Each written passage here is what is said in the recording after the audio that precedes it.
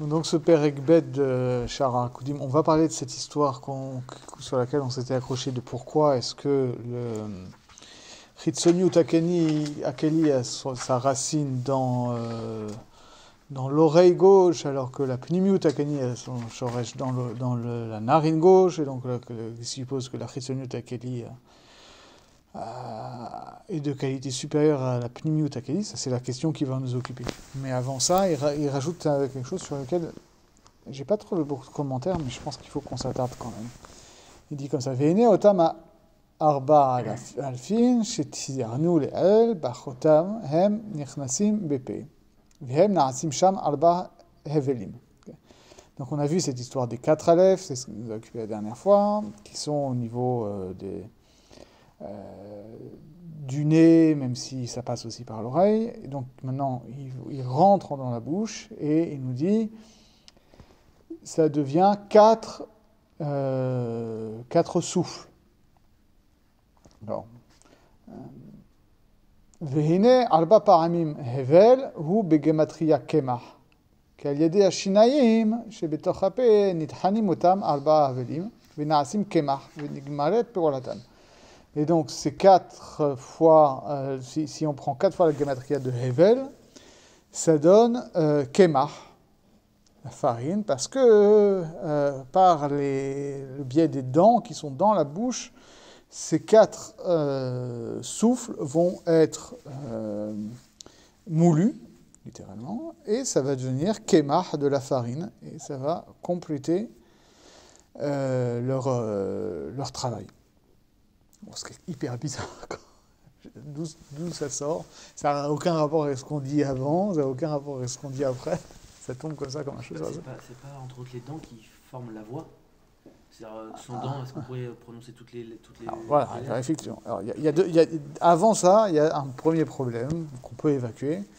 Attends, moi j'avais pas compris. Ce qu'on avait dit tout à l'heure, c'était, ou la dernière fois, c'est que ces 4 aleph, ça donnait 2 dibour et 2 hevel. Là, on te dit c'est 4 hevel. Bon, ce qu'expliquent tous les commentateurs, et ce qui se comprend bien, c'est qu'en réalité, justement, quand on parle de Dibour et de Hevel, on parle de ce qui sort de la bouche. Là, on parle encore quand on est dans la bouche. Donc, dans la bouche, justement, il n'y a pas encore de parole en tant que telle. Si je parle la bouche fermée, il n'y a pas de discours. Donc, dans la bouche, ça reste des souffles. Même les 2 Dibour, ça reste des souffles. Et on comprend rien, la lettre Aleph, ça renvoie à du souffle pur. Mais donc il y a ces 4 dimensions, donc je rappelle, ces 4 dimensions, on a dit que ça correspondait à Abba, Ima, Israël, Sabaoth, Vuna, avec cette histoire de carré qui permet des permutations. Mais ensuite, comme tu le dis, le fait est que ça ne devient discours possible que quand ça va être effectivement scandé par les dents. C'est grâce aux dents qu'on peut prononcer des lettres. C'est la première chose. Et donc, effectivement, il va y avoir cette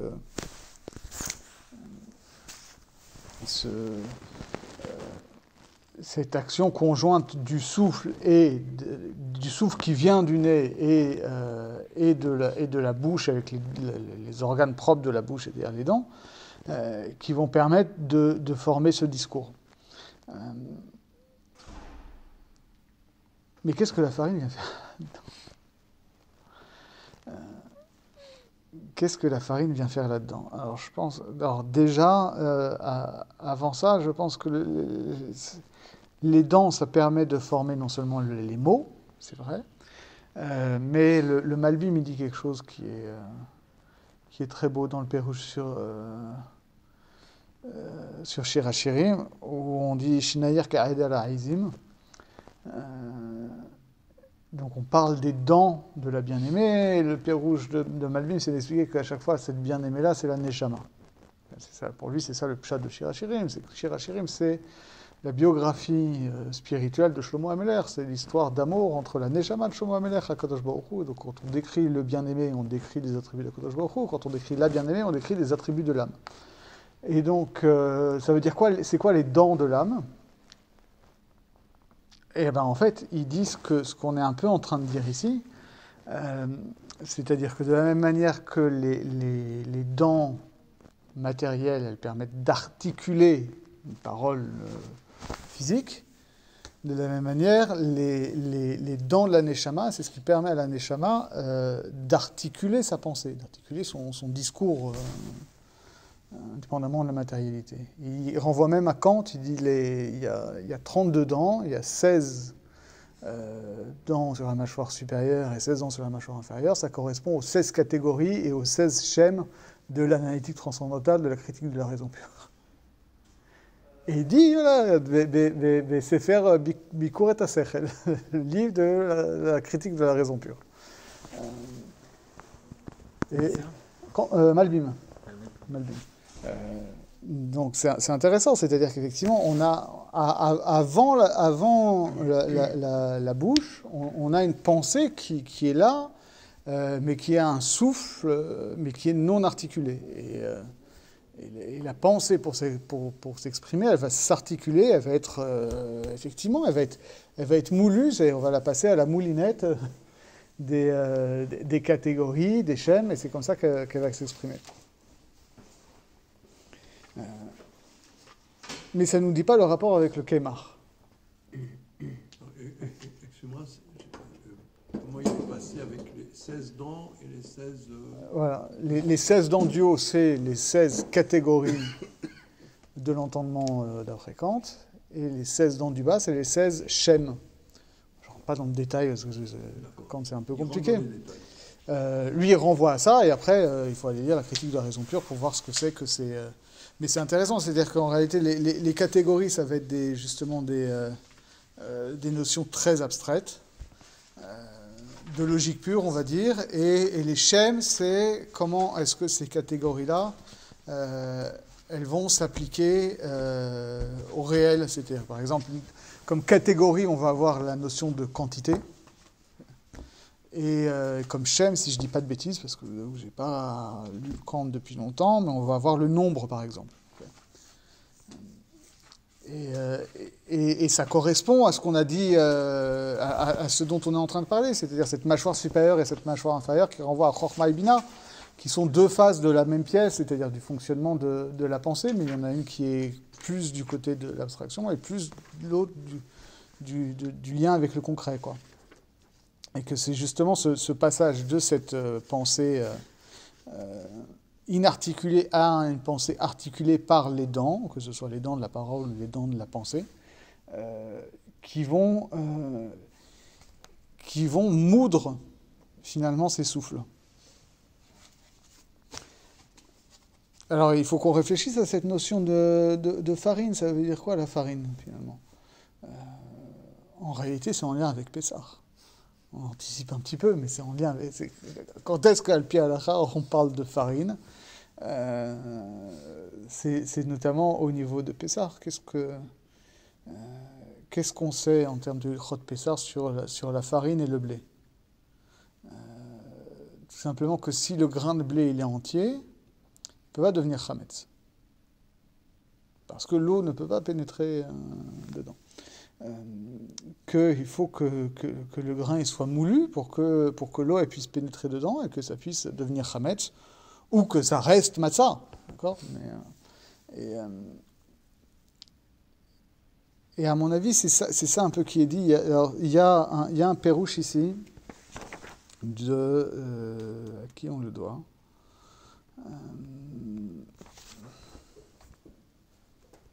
Je ne sais pas qui c'est. Ici, c'est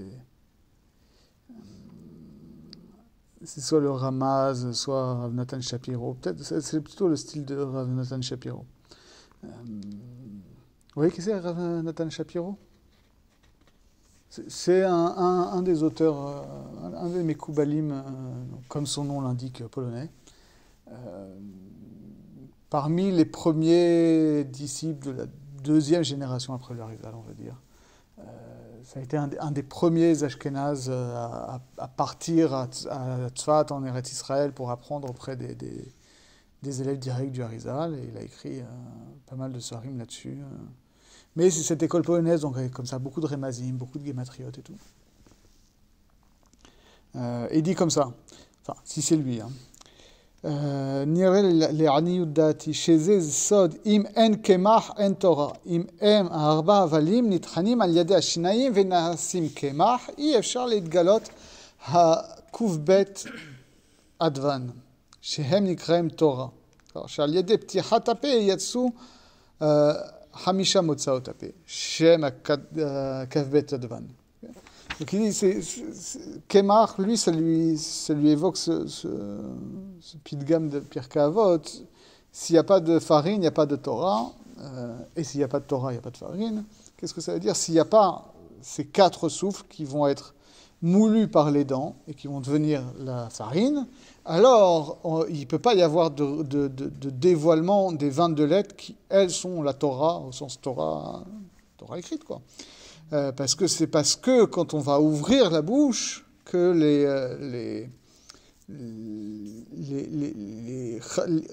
littéralement Chamisha Motzaot Tapé, les 5 émissions de la bouche, ça il faut savoir, c'est les 5 points d'articulation dans la bouche. D'accord. Il y a les gutturales, ça correspond à ça. C'est ça. À les labiales. Voilà, il y a les labiales, c'est-à-dire bet, mem, p. Les dentales, donc ça va être le tav, le lamed, le dalet, le resh, etc. Les apicales, celles qui font plus au niveau du palais. Donc les dentales et les apicales, c'est pas toujours facile à distinguer. Les vélaires, donc c'est le chaf, le gimel, etc. Et les gutturales, c'est le het, le aïn, le alef, etc. Et le he. Ça, c'est les 5 points d'articulation dans la bouche. Il dit ces 5 points d'articulation donnent les 22 lettres. D'accord. Donc il ne peut pas y avoir d'articulation de la cavité buccale s'il n'y a pas le souffle. Ve'im Torah en kemach. S'il n'y a pas de Torah, l'inverse, il ne peut pas y avoir de farine. Rotzelamar imen kavbet advan kede la'asot mehem keli en kemach. Rotzelamar yefshar sheyecholim להתגלות 4 האבלים מחוץ לפה. כי באמצעות הכלי שהם הכ"ב אדוון מתגלים 4 האבלים שהם 10 ספירות. Donc, à l'inverse, s'il n'y a pas la Torah, c'est-à-dire justement ces lettres, ces points d'articulation dans la bouche, il ne peut pas y avoir de dévoilement de ce kémar qui est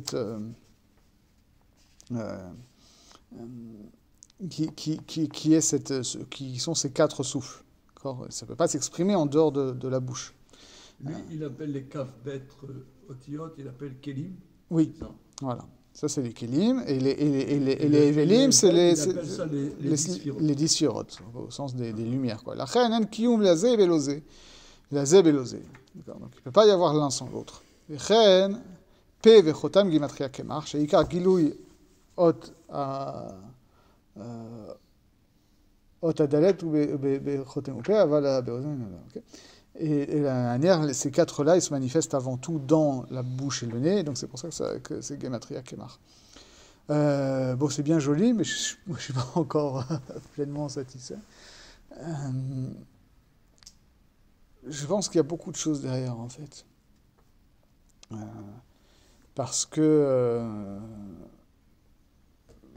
si effectivement, finalement, on reste là-dessus sur Imen Torah en Kemach, Imen Kemach en Torah, la Torah est comparée à de l'eau. Donc en fait, ce qu'on est en train de nous dire ici, c'est qu'il y a une sorte de fabrication de matzah entre la farine spirituelle de l'esprit de la Torah et de l'eau qui va être la matière qui va être le support de cette Torah. Et donc, c'est toute cette problématique-là, c'est que non seulement on va... d'un côté, on ne peut pas avoir ce souffle pur, un souffle de Torah pur, il est inaudible et il est inassimilable, comme des grains de blé qui sont entiers, quoi. Bon, c'est vrai que et au niveau des brachot, c'est comme ça. C'est que finalement, paradoxalement, c'est ça qu'on dit, Nigmeret Perulatan, c'est une notion halachique que sur des grains de blé, tu peux pas les consommer en tant que tel. Et donc tu vas faire motzi ou mésonote que si c'est devenu de la farine et que tu vas pouvoir la mélanger à de l'eau, que ça va devenir comestible. Et que là c'est pareil, c'est qu'on a un souffle qui a besoin, on croit qu'on le dégrade parce qu'on va le découper, on va l'analyser, etc. Et on va le faire rentrer dans des lettres. Mais en réalité, il n'y a que comme ça que ça va être assimilable. Alors le gros danger, c'est effectivement que cette matzah de la Torah, où la farine c'est le souffle et où l'eau c'est les lettres, que ça devienne chametz, c'est-à-dire qu'au lieu d'avoir un mélange dans lequel rien d'autre ne rentre, on laisse fermenter tout ça, et que le mélange ne soit pas pur. Mais c'est... Voilà, bon, c'est à peu près tout ce que j'ai à dire là-dessus, mais voilà. Alors ensuite, on passe à ce qu'il nous explique après. Ve'al yikshe be'anecha. Oui, vas-y. Mais c'est quand même... c'est-à-dire, on dirait qu'il y a le souffle qui vient donc de tout ce qu'on a dit, des dimensions élevées, etc., qui vient des oreilles, qui vient du nez, etc. Ok. Ensuite, ça vient dans la bouche, et dans la bouche, ça, c'est nitran, donc par, dit ce commentaire, par les 22 dents, qui sont les 22 lettres de la Torah. Donc ça veut dire, la Torah, c'est un kéli. Les lettres de la Torah, c'est un kéli. C'est intuitivement, on dit le contraire. La Torah, ça vient d'en haut, et là, ça vient d'en bas, on dirait. Bah, c'est-à-dire, ça par petit exemple, le Maharal, il dit dans plusieurs endroits, il dit par exemple dans Shte Mikra Birchat Targum, il dit on doit dire deux fois le texte de la Torah, une fois en araméen. Il dit que les deux fois en hébreu ça correspond au corps et au nefesh, en araméen c'est le sechel. Non, ça c'est un paradoxe, quoi. C'est aussi un paradoxe qu'on pourrait croire que la Torah c'est le niveau le plus élevé. Or, la Torah c'est elle qui va donner une prise assimilable, tu dis, à ces choses qui sont élevées et quelque part qui sont indépendantes de la Torah. Bah, c'est-à-dire que la Torah c'est effectivement un kéli, c'est-à-dire c'est un véhicule, c'est un outil, c'est un réceptacle à travers lequel il y a quelque chose qui va s'exprimer. Et ce qui s'exprime, c'est effectivement ce qui peut s'exprimer à travers ça. C'est un kéli qui est adéquat. Oui, d'ailleurs, il y a un midrash qui dit, à Cloche dit, Kli Chemda. Je vous ai donné Kli Chemda. Ouais. C'est étonnant quand même, parce que nous, la Torah, on a l'impression que c'est plus qu'un kéli, non, je sais pas. C'est un peu étonnant, non?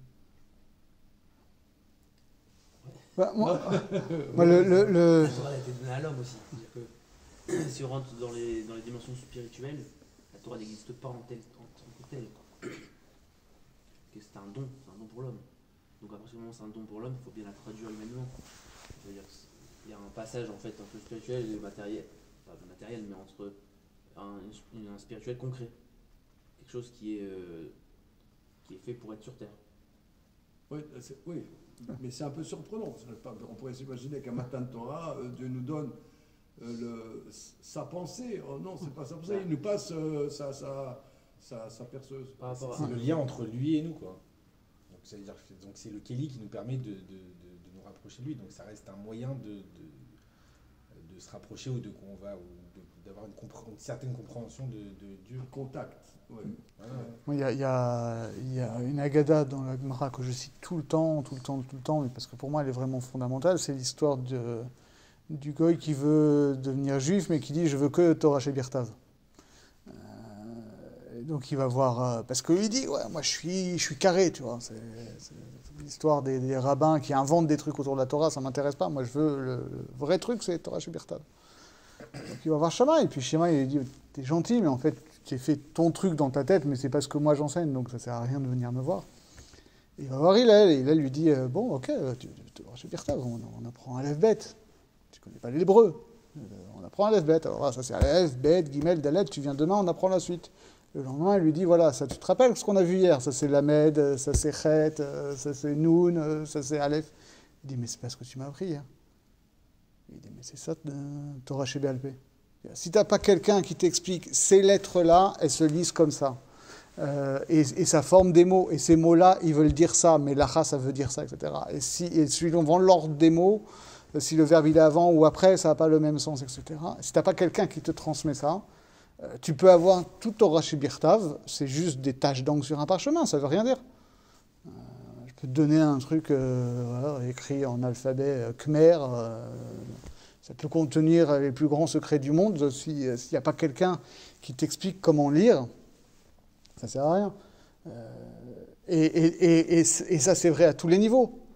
C'est-à-dire que tu peux faire toute ta vie de la Hapsuka. S'il n'y a personne qui t'a dit après, mais tu vois, la halacha, c'est un outil pour se conformer à la volonté d'Akadosh Baruch Hu et se rapprocher de lui, etc. Ça ne sert à rien. Tu peux avoir un robot qui fait toutes les mitzvot et il n'a jamais rien vécu. Et d'ailleurs, ça c'est souvent un problème, on revient sur cette histoire, dans l'enseignement dans des yeshivot, où on apprend beaucoup voilà, de connaissances, mais jamais on dit aux gamins à quoi ça sert tout ça, en termes de vie spirituelle et tout. Je me rappelle une fois, j'avais un cousin de ma femme, c'était en 2010, c'était au mariage de mon beau-frère. Bon, lui, il sortait d'Yeshiva et tout. On commence à parler un peu de Torah et je lui dis ce qui est marqué dans la Gemara. C'est même pas dans le Zohar ou je sais pas quoi. Avot hen hen amerkava. Tu sais qu'il y a marqué ça, que les patriarches, c'est le véhicule de la présence divine dans le monde. À travers les patriarches, qu'Akadosh Baruch Hu, il est présent dans le monde, à travers leur action, comment ils se comportent, etc. Il donne aux gens à voir quelque chose d'Akadosh Baruch Hu. Il me dit, on ne m'a jamais appris ça. Il a passé toute sa vie au Cheder Yeshiva. Jamais on m'a parlé ni de ça, ni de choses comme ça. C'est simple, les passages de la Haggadah, on les saute. Mais Les passages de la Haggadah, on les saute. C'est vrai. Et c'est des choses fondamentales, mais tu n'es pas obligé de le faire dans le Moreh Nevuchim non plus, tu vois, mais des sujets comme ça. Et moi, quand j'ai fréquenté des yeshivot, il y a un réchec fou des gamins sur ces notions-là. Enfin, théoriquement, il y a dans les yeshivot, en tout cas dans certaines, ce qu'on appelle le mashgiach, le Rav Wolbe, etc., c'était son boulot. Oui, tout à fait. Il y a encore des yeshivot comme ça, là. Haïfa, il y a Rav Weisblum, il y a des yeshivot où il y a des gens qui donnent un souffle. Oui, mais moi, mon expérience très... Ponovitch, il y avait Rav Wittstein, après Rav Friedlander. Il y a des gens qui... C'était leur... Mais moi, mon expérience, bon, c'est très limité en yeshiva, c'est que il y a le seder de Gemara où là c'est obligatoire, machin, etc. Et puis le soir, il y a des choses avec le Mashgiach Rouhani, mais tout le monde n'y va pas. C'est des jeunes qui ont déjà une sensibilité à ça. Et tu peux faire toute ta scolarité en yeshiva et passer complètement à côté de ça, quoi. Peut-être c'est inévitable, hein. Peut-être que tout le monde n'est pas appelé, en tout cas à cet âge-là, à s'ouvrir à ça, mais en tout cas, oui, il y a cette idée-là qui est fondamentale, que la Torah, la Torah, c'est une Torah, c'est-à-dire c'est une aura, c'est quelque chose qui fait signe vers quelque chose. Donc forcément, la Torah, elle est là, et elle te parle de quelque chose, et elle a un sens, et ce sens-là, à son tour, il a un sens, etc. Et si tu crois que tu as compris ce que dit la Torah et que tu peux t'arrêter là, c'est qu'il y a un problème. Par rapport à ce qu'on avait dit aussi la semaine dernière, je n'ai pas tout écouté avec c'était un peu compliqué à la maison, mais quand on parle des premiers des Zébrot que je vous donner lui-même, c'est à ce moment-là qu'on parle d'un Chumash, on dit Rawet à Kolot. Oui. Est-ce qu'on pourrait dire qu'en fait, Akadosh Baruch Hu n'a pas parlé, et c'est exactement la lumière en tant que telle, qu'on explique, que les personnes d'Israël ont perçu, mais qui n'était pas forcément quelque chose de compréhensible. Et que à ce moment-là, bon, à part ça, à part au niveau de sainteté, ils sont tous morts, etc. Et en fait, quand Moshe a repris, là, il y a eu vraiment la parole en tant que telle. Alors, c'est un gros sujet, cette histoire effectivement de Matan Torah, parce que il y a plusieurs aspects. Il y a déjà effectivement, qu'est-ce que ça veut, avant même de vous dire Rao et Akolot, qu'est-ce que ça veut dire d'entendre Akadosh Baruch Hu parler? Parce que qu'est-ce que tu entends? Est-ce que tu entends un son physique? Mais donc finalement, tu n'entends pas la voix d'Akadosh Baruch Hu, tu entends une voix créée qui dit quelque chose, et c'est Akadosh Baruch Hu qui a décidé, mais c'est un spectacle son et lumière, miraculeux, etc. Mais c'est difficile de dire que c'est Akadosh Baruch Hu qui parle en tant que tel. Est-ce que c'est un événement mental que les gens entendent un discours, mais finalement s'ils l'entendent, que ce soit une vibration de l'air physique ou que ce soit quelque chose qui se passe directement dans le cerveau, ça ne change pas grand-chose. C'est toute la problématique qu'on a vue au début de... Justement, dans Rashi parle de ça, de cette histoire très bizarre que Moshe Rabbeinu, il entend au début de Vayikra, quand on dit qu'Akadosh Baruch Hu, il parle depuis d'entre les deux kérouvim. Moshe Rabbeinu, il entend, personne d'autre n'entend. Et en même temps, la voix, elle remplit le Echal et elle s'arrête à la porte de Echal. C'est difficile à comprendre ce que ça veut dire. Et après, Ibn Ezra, il parle aussi d'un autre aspect. Alors lui, très chat, mais sur cette histoire de Shamor vezachor dibur echad nemaru, que les gens ils entendent, parce qu'il y a des différences entre les Aseret Adiberot dans Shemot et dans Dvarim, et que comment il peut y avoir des différences et tout ça, et que même s'ils ont entendu il dit en réalité physiquement c'est pas possible d'entendre deux mots en même temps. S'ils entendent deux mots en même temps, t'entends aucun des deux. Alors ça brouille l'écoute. Et donc Ibn Ezra, son chat, c'est de dire oui, en réalité au Sinaï, on s'en fiche de ce qu'ils ont entendu en termes de mots physiques. Ce dont on parle, c'est ce qu'ils ont compris. Le sens des paroles qu'ils ont compris intellectuellement dans cette expérience du Sinaï. Après, il peut s'exprimer dans des mots différents, c'est des synonymes, c'est des nuances qui expriment des choses complémentaires. Mais pour Ibn Ezra, c'est complètement secondaire de savoir quelle a été leur expérience physique d'audition ou de vision. C'est une expérience intellectuelle, ils ont compris quelque chose. C'est marqué Raoult d'ailleurs. Pour ça. Voilà. Parce que justement, c'est une perception, c'est plus une compréhension. Ouais. C'est une compréhension, et effectivement, en réalité, ils ont les deux premières paroles. Nous, on a un texte qui nous dit avec des mots, mais c'est avant tout une expérience mystique qu'ils ont compris à ce moment-là, le Yechud Hashem dans son aspect positif et négatif, et qui est un truc qui est insupportable en tant qu'être vivant.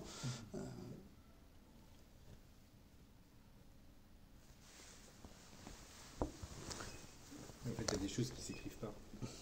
Il y a des choses qui s'écrivent, mais il faut bien comprendre que l'écriture, c'est un véhicule pour du sens. Non, mais c'est vous qui nous avez dit la semaine dernière que Gaon de Vilna, il a écrit avant 40 ans, Ouais. et après 40 ans. Donc c'est-à-dire qu'il y a des choses qu'on peut Oui. mettre par écrit. Voilà. C'est-à-dire que, en tout cas, on sait qu'il y a un tellement grand écart entre l'écrit et ce qu'il y aurait à dire que... On peut faire pas écrire. Ouais. Mais c'est un truc qu'on retrouve chez d'autres. Hein. Par exemple, chez le Racha, chez Rabbi Shalom Sharabi, il y a un moment où il dit comme ça. Parce qu'il y a une histoire où, à un moment, le Rabbi Chaim Vital, il dit que Abba et Ima, ils se font toujours face. Il y a un autre passage où il dit que Abba et Ima, ils regardent tous les deux vers le bas. Il dit, comment c'est possible qu'à la fois ils soient face à face et ils regardent dans la même direction? Et le Rachash, il dit, en réalité, pour celui qui a compris de quoi on parle, il n'y a pas de stira. Mais en même temps, au niveau voilà, du texte, il y a une stira, et donc il faut qu'on explique comment ça fonctionne, etc., et qu'on ait une résolution discursive. Mais en soi, la stira n'est pas une stira. Et c'est quelque chose qu'on retrouve tout le temps dans nos textes aussi. C'est-à-dire que quand on voit qu'il y a une marloquette entre Tanaïm et Amoraïm,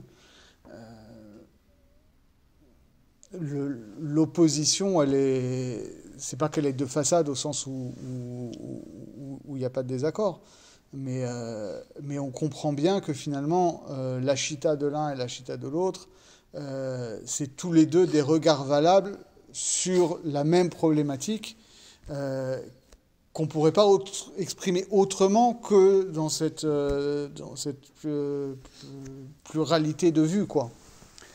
Et donc la chose même, elle est inexprimable de manière univoque. Ça ne veut pas dire qu'elle n'est pas unique, et en réalité, quelqu'un qui a vraiment travaillé la souya, il comprend le caractère systémique. La seule manière pour nous de la saisir, c'est de la dire dans cette opposition. Ouais. Parce que la chose elle-même, on ne peut pas la saisir autrement que par cette opposition. Ouais. C'est comme la lumière, c'est-à-dire si tu as une lumière blanche complètement aveuglante, tu vois rien. En même temps, tu vois tout, parce qu'effectivement, tu te prends la lumière en pleine figure, mais cette vision du tout est en même temps une vision du rien. Tu ne peux le voir que quand il y a une diffraction de la lumière.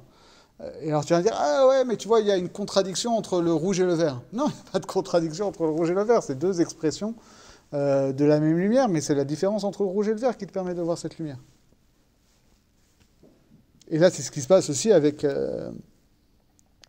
cette histoire de Kemar, et donc avec ce paradoxe que justement le Kemar c'est de la farine, donc c'est plein de petites particules. On pourrait croire que c'est un éparpillement qui a une dégradation par rapport au grain de blé initial. Mais en même temps, c'est cet éparpillement qui nous permet de la saisir, et cet éparpillement, il retrouve une unité en étant mélangé à l'eau. À l'eau qui va donner voilà, ce flux du discours de la Torah. Voilà. Et assimilable, etc. Encore une fois, moi ça me rappelle aussi cette histoire qu'on dit que dans un des Shevarakim, il y a des malachim qui sont Tochanim et Taman. En fait, c'est à ça que ça fait référence. Il y a un niveau où la manne n'est pas comestible, et puis il y a un niveau du ciel où ce grain de blé spirituel non comestible va être moulu pour que nous, on puisse la digérer en tant qu'humain. Lechem min hashamayim, c'est ça qu'on dit.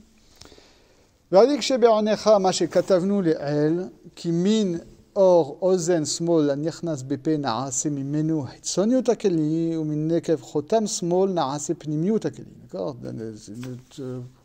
Ne t'étonne pas que ce ne soit pas une difficulté, et qu'on a dit que la lumière de l'oreille droite qui rentre dans la bouche, ça fait l'extériorité du kéli, et la narine gauche qui rentre dans la bouche aussi, ça fait la pnimiut hakeli. Qui a falpi chez ora makif gadol me ora pnimi. Im kolze pnimiut hakeli ou gadol mechitzoniut kenire bechush areut. Parce que, alors là on pose quand même des grands clalim qui vont être expliqués. Normalement, on comprend que la lumière intérieure, elle est moindre que la lumière enveloppante. Mais normalement, au niveau du kéli, la face interne du kéli, j'ai envie de dire, elle est plus grande, plus noble que la face externe du kéli. Kenire bechush haraut.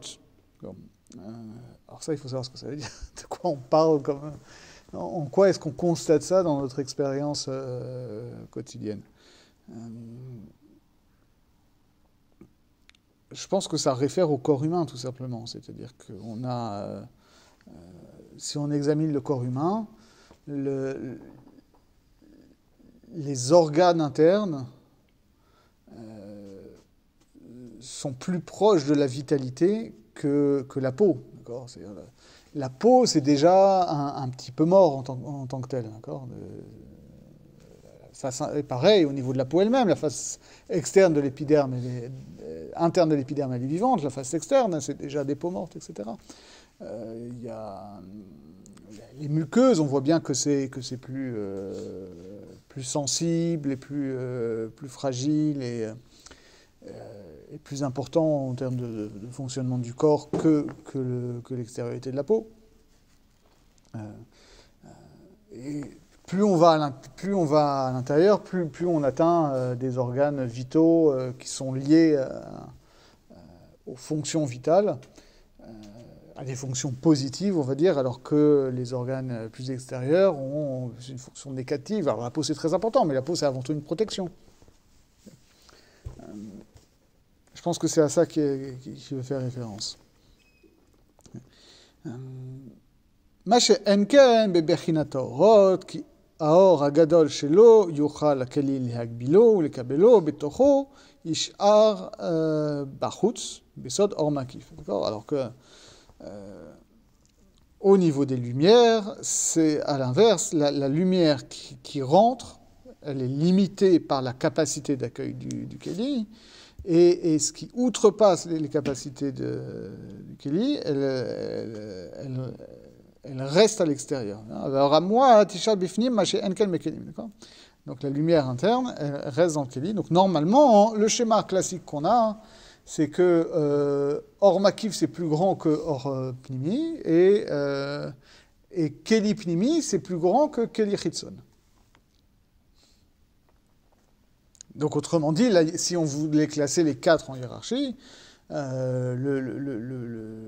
plus subtil c'est Or Makif, parce que ça ne rentre pas du tout dans le Keli, c'est ce qui transcende le Keli.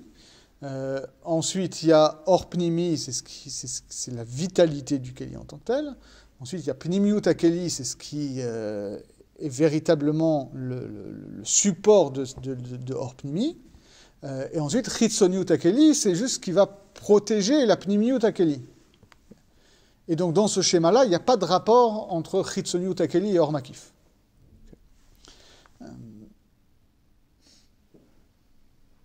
ואם כן, איך מבחינת האוזן העליונה יהיה חיצוניות הכלי ומנחותם, שהוא יותר תחתון, יהיה פנימיות הכלי. Donc si on est dans ce schéma-là, on ne comprend pas que l'oreille qui est supérieure et donne l'extériorité du keli qui est la dimension la plus basse, et le nez qui est inférieur à l'oreille donnerait la dimension de l'intériorité du keli qui est, on pourrait croire, supérieure à l'extériorité du keli.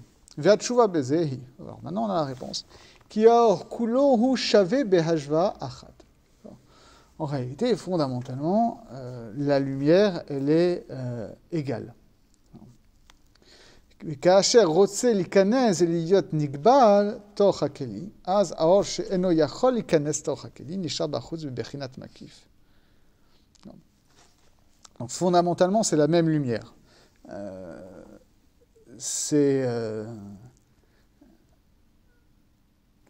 Il y a des aspects qui vont pouvoir s'exprimer dans un keli, parce que par définition, cette lumière, elle est à la base illimitée.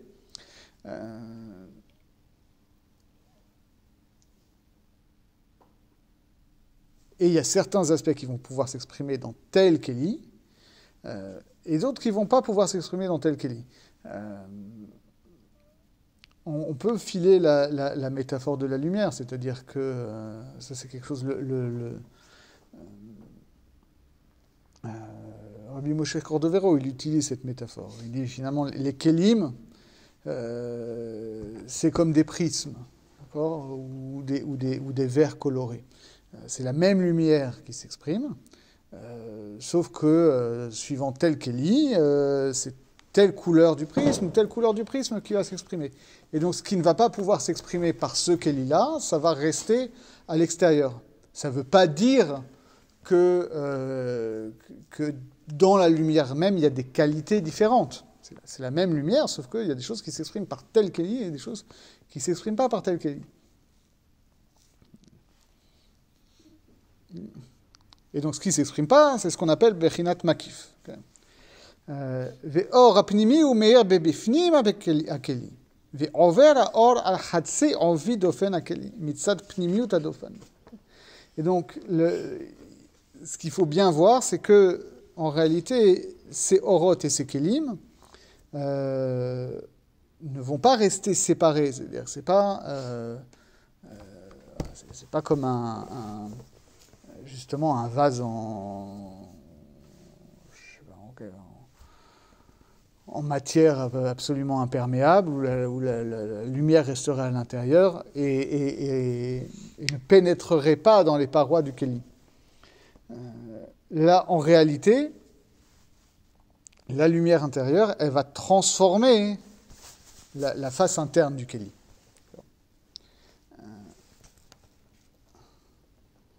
Là, il dit, en gros, au milieu de l'épaisseur. Et là, et c'est ça le grand chidouche, non seulement la lumière intérieure, elle va imprégner la face interne du Keli, mais le Or Makif aussi, en quelque sorte, il va imprégner la Chitsoniut du Keli. Et donc ça va faire quelque chose qui est fondamental, ça va faire que ce Keli-là, il va être imprégné de lumière et il va se raffiner. Autrement dit, on touche déjà ici, en réalité, tout ce qu'il dit ici au niveau de Horotapé, on est au niveau du shoresh, c'est-à-dire au niveau du principe, c'est pas forcément comme ça que ça se passe ici, c'est une annonce de ce qui va, des processus beaucoup plus longs qu'il va y avoir en Hatzilut. Et là, en réalité, on parle déjà de comment ça va fonctionner le tikkun. Puisque le but du tikkun, il est double. Il est certes que ces lumières-là puissent s'exprimer de manière filtrée et donc perceptible, accessible aux créatures qui sont en bas. Mais en même temps, il ne faut pas tomber dans le piège de croire que ces kelim-là ne sont justement que des outils, qu'en réalité, leur shoresh, on l'a bien vu, c'est exactement le même shoresh que les orot, et qu'à la base, dans la bouche, pour le coup, on voit bien que c'est 4 hevelim et pas d'un côté des orot et des kelim, et qu'il est essentiel que ces kelim-là soient transfigurés par la lumière dont ils sont le véhicule. Et ça, c'est un niveau plus élevé du tikkun, où on va comprendre que finalement, cette différence entre orot et kelim, elle est nécessaire pour nous, mais que l'objectif, c'est aussi de dépasser ça et de voir aussi que les kelim, à la base, sont des orot, et qu'il y ait un yichud de ces 4 dimensions-là, finalement. C'est ça qu'on est en train de nous dire.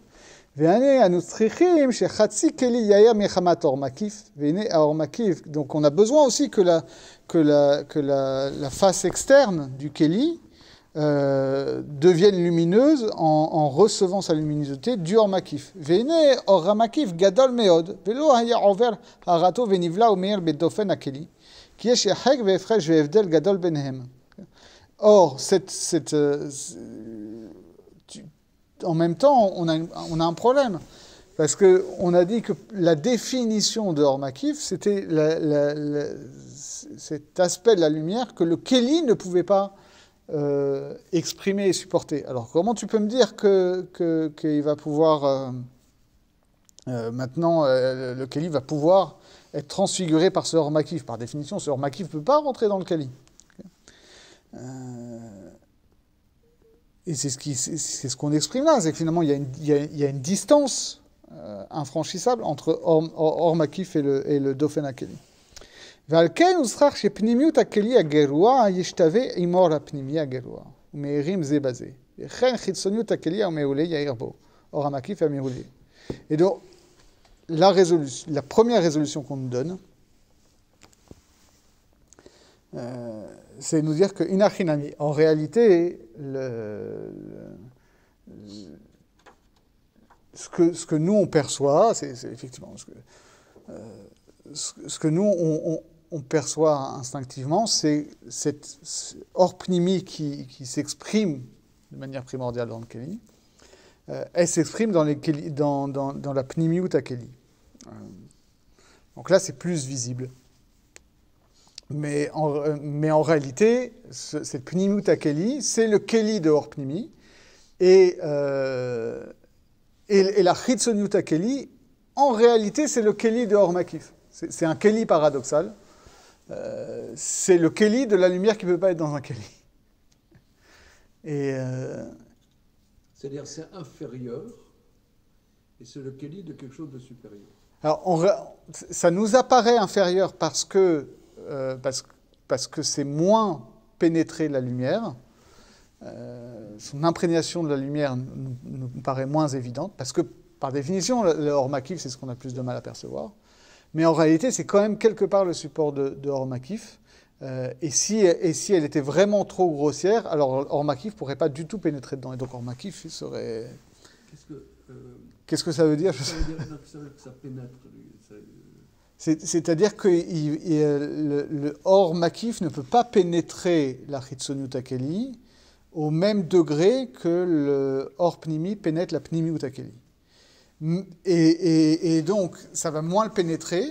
Et donc, pour que finalement... Ça veut dire, bon, ça c'est les mots pénétrer, mais c'est quoi? C'est transformer? Oui, c'est transformer. C'est révéler la nature lumineuse, quoi.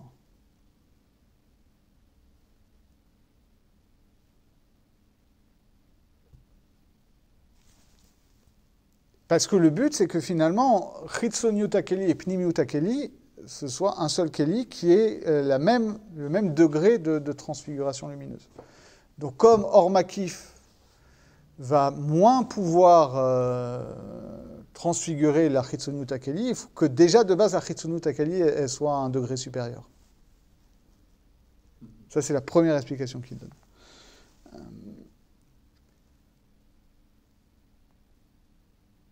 Alors après, comment ça fonctionne? Ça paraît formel que la lumière intérieure... Je sais pas, tu mets...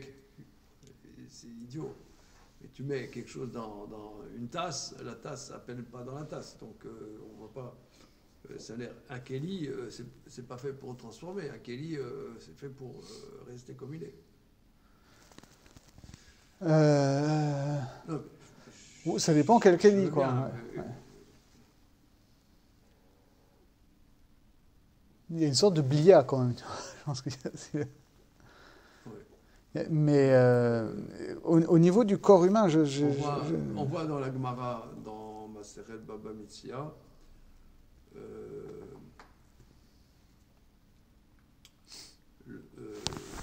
Rabbi Lazar et Rabbi Shimon, ils étaient très très copains. Et quand Rabbi Lazar et Rabbi Shimon, il est mort, Rabbi, il a voulu épouser la veuve. C'est dans Asor Tapoalim. Alors elle a dit, Kliché, Shtamesh Bo Kodesh, Shtamesh Bo Chol. Elle a envoyé Rabbi, c'est incroyable, parce que Rabbi qui a écrit la Mishnah, on l'appelle Rabbi Noah Kadosh. Ouais. Alors, on voit cette expression, elle dit, Kliché, Shtamesh Bo Kodesh, Shtamesh Bo Chol. Donc on voit qu'il y a une union entre l'utilisant et l'utilisé. Dans cette phrase. Et tu vois ça dans ta Shmiché Kedusha, c'est-à-dire tout ce qui va être le manteau du Sefer Torah, il acquiert une Kedusha par le fait qu'il a servi à être le manteau du Sefer Torah. Oui, le corps même, le corps, on a un kavod au corps qui a servi. Ouais. Et justement, je pense qu'il faut filer cette métaphore du corps, c'est-à-dire que c'est vrai qu'on a dit que les organes internes manifestent plus la vitalité que la peau, mais en même temps, ce qui est notre face sociale, c'est la peau du visage, etc. Et que du fait, la peau, c'est à la fois grossier, mais il y a en même temps une lumière de la peau qui vient, qui exprime quelque chose de plus que notre simple vitalité. Alors, lui, ce qui dérangeait, c'est qu'a priori, le Ritson, il était, entre guillemets, inférieur Ouais. au Pnimi. Ouais. Parce qu'en général, c'est ce qu'on va voir par la suite. Ce qui est bizarre dans ce cas-là, c'est que la lumière, elle vient de l'extérieur. Donc, pourquoi elle serait plus forte à l'intérieur qu'à l'extérieur? Parce que quand elle est à l'intérieur, elle est limitée par l'intérieur, donc elle s'exprime forcément à l'intérieur.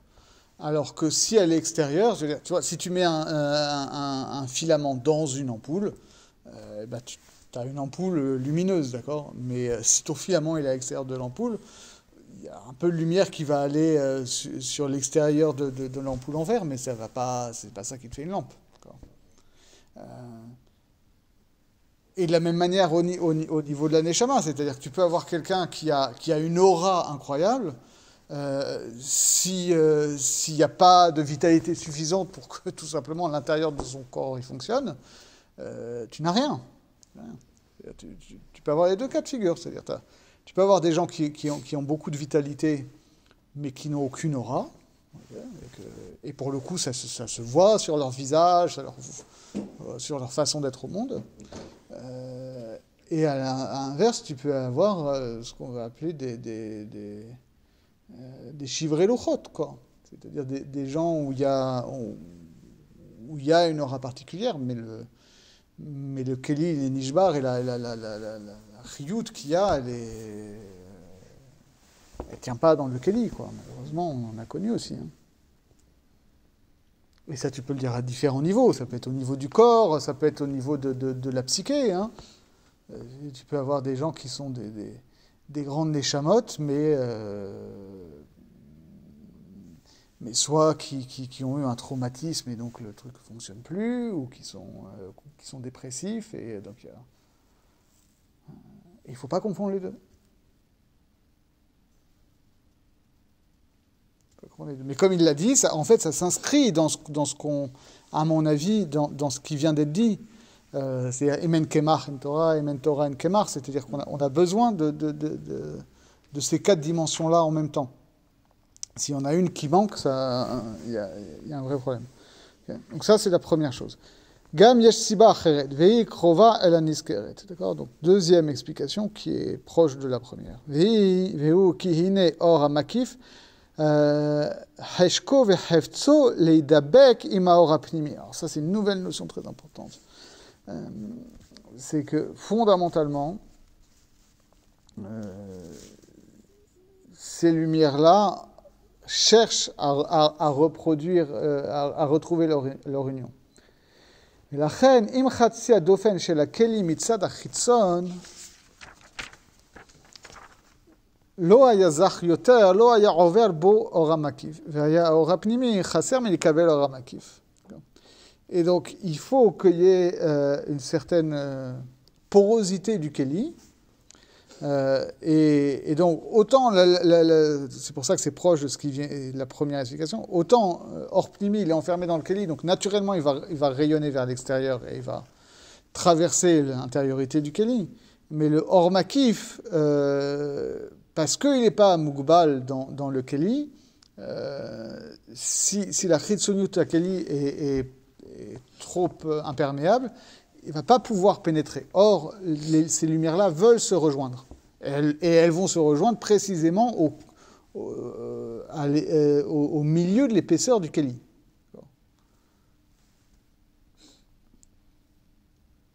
Et c'est ça qu'on veut d'Afka. C'est-à-dire qu'on ne veut pas... tout ce qu'on nous dit ici, c'est qu'on ne veut pas, même si on est en train de mettre en place ici dans Hakudim la différence entre Orot et Kelim, Chayes Shalom, que le but final, ce soit qu'il y ait une distinction entre Orot et Kelim.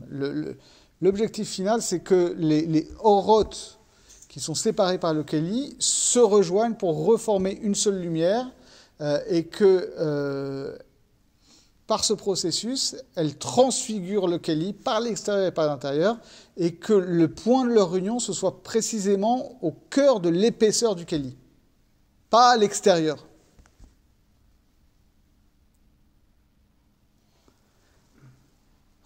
והיה האור הפנימי חסר מלקבל אור המקיף. אמנם בהיות חצי החיצון של הדופן זך, אז יש יכולת באור המקיף לעבור בו עד החצי הפנימי של הדופן. ואז מהירים זה בזה. ואף על פי שחצי הפנימי של הדופן, דופן או דופן? je sais jamais. דופן, לא? לא יהיה זך, אין בזה חשש, כי האור הפנימי עובר ומאיר בו עד חצי העובי הפנימי, אף על פי שאינו זך. אוקיי, ça on l'a vu. ואל תקשה ותאמר, כי עדיין יש להשקשות ולומר שהרי בחוש הרעות אנו רואים שפנימיות הכלי זך יותר מחיצוניותו. Donc on a compris que, ok, en réalité, la חיצוניות הכלי, elle est, puisqu'elle est quelque part quand même le support du Or Makif, et qu'elle va être aussi le véhicule pour que le Or Makif puisse rejoindre le Or Pnimi au cœur du Keli, alors, ok, Chitzoniut Akeli, en réalité, c'est plus pur, plus subtil que le Pnimiut Akeli, mais sauf que ça contredit ce que nous on voit. Ve'atshuva, qui biur ha'inyan hu, qui afal pi she'or ha'pnimi katan me'or ha'makif, im kol ze liyoto mugbal toch ha'keli, lachen ha'keli mikabel ha'ara shlema mimenu. Alors, c'est vrai que le Or Pnimi il est plus petit, et que donc, en soi, la Pnimiut Akeli, elle reçoit une lumière qui, en elle-même, est moindre. Pour autant, comme elle, justement, elle est enfermée, elle est enserrée, et on peut dire elle est définie par le Keli, alors le Keli, il reçoit une lumière pleine de ça. אבל אור המקיף, אף על פי שהוא אור גדול, עם כל זה, כיוון שאינו דבק ומצומצם עם הכלי, אינו מאיר כל כך, והרע בחיצוניות הכלי, כמו שמאיר האור הפנימי בפנימיות הכלי. זה יבוא הכל נכון. Donc c'est ce qu'on a dit, c'est-à-dire que c'est toute cette différence entre Or Makif et Or Pnimi. C'est-à-dire que finalement, le Or Pnimi est défini par le Keli. C'est ça la grande différence. Défini au sens de en vrai, Pshat HaPashut défini parce qu'il est limité physiquement, mais évidemment on ne parle pas de limite physique. En réalité, il est défini, c'est-à-dire le Keli, ça va être l'amida qui va être exprimée, et donc s'exprime dans cette mida-là tel aspect de la lumière. Donc c'est le Keli qui va définir quel Or Pnimi s'exprime à travers le Keli. Et donc c'est normal que la Pnimiut Akeli, elle permette de percevoir plus clairement quel est le Or Pnimi qui s'exprime à travers. On ne peut pas l'apercevoir sans passer par le Pnimi, non? Oui, mais si tu prends l'exemple du corps, d'accord, c'est-à-dire que tu regardes le cœur, tu comprends la fonction du cœur. Quand on reprend la métaphore qu'on a vue la dernière fois, que l'oreille physique n'est que le support du sens de l'ouïe, et que l'étude de l'anatomie de l'oreille nous renseigne un petit peu sur ce que c'est que l'ouïe, mais pas tout à fait. Mais quand même. On comprend comment la structure de l'oreille permet l'audition, alors que la configuration de l'œil permet la vision. C'est de l'anatomie. Et au niveau des organes internes, c'est pareil. Au niveau des organes externes, et en particulier au niveau de la peau, c'est beaucoup moins évident. C'est beaucoup moins différencié. Mais en même temps, voilà, par la peau va s'exprimer une aura, une transcendance, quelque chose d'indéfinissable, et d'ailleurs qui n'épuise pas tout le Or Makif, c'est-à-dire tout ce que... Voilà, il y a des choses qui vont s'exprimer, qui vont être visibles au niveau de l'intériorité du corps, mais qui finalement est assez limitée, et qui est presque une fonction du corps en tant que tel. Il y a quelque chose qui transcende l'anatomique, mais qui fait aussi partie de la neshama de la personne, et qui va s'exprimer au niveau de la peau, et en particulier au niveau du visage, et pas qu'au niveau du visage. On dit que maintenant la peau, c'est un organe. Oui, c'est un organe, mais c'est un organe extérieur. et qui nous paraît indifférencié. Mais en même temps, c'est ça qui est notre interface avec ça. J'ai lu une fois un On truc, exprime mais- ça comme ça. Ouais. C'est beaucoup plus complexe qu'il n'y paraît. Quoi. C'est extrêmement complexe. Mais c'est vrai que de l'extérieur, ça n'a pas l'air tant complexe. Sauf que ça exprime des choses. Il n'y a pas que le visage, c'est-à-dire les mains expriment des choses. On peut connaître beaucoup de choses sur une personne en regardant ses mains. Je ne parle même pas de lire les lignes de la main. Mais les mains d'une personne disent beaucoup de choses de ce qu'elle a vécu. Voilà. Bon, écoutez, c'est un premier déboussoiement, mais c'est important qu'on ait ça en tête, parce que justement, comme on est dans ces Oroth de Adam Kadmon, où en réalité, c'est à la fois les racines de tout, et c'est finalement sauf Maaseh B'Machashavat Tchila, c'est-à-dire que c'est vers ça que tout le processus qu'on va décrire par la suite doit aller. En fait, là, tout simplement, on nous avertit, attention, voilà, il y a des choses qui vont se mettre en place, de distinction entre Or Makif, entre Or Pnimi, entre Chitzon Yotakeli, Pnim Utakeli, mais il faut bien comprendre que les hiérarchies qui vont se mettre en place par la suite sont finalement des hiérarchies provisoires, et que l'objectif, c'est que les Or Pnimi et Or Makif se rejoignent, et qu'en faisant ça, ça transfigure le Keli, aussi bien au niveau de la Chitzoniut qu'au niveau de la Pnimiut. La seule chose que je voulais comprendre, c'est que là, ce qui est Pnimi, en réalité, c'est-à-dire que le Keli Pnimi, il est Mekabel, ce qui vient de l'extérieur, puisqu'il est Mekabel Or Makif. Non, la Pnimiut Akeli, elle reçoit Or Pnimi. La Chitzoniut Akeli, elle va recevoir Or Makif. Mais Et c'est quoi la source du Or Pnimi? Le Or Pnimi, c'est une lumière qui vient effectivement de l'extérieur, mais ensuite qui rentre à l'intérieur. Et ensuite, une fois que ça s'est constitué, ça va être tout le débat, c'est comment est-ce que la lumière d'abord rentre dans le Keli, effectivement.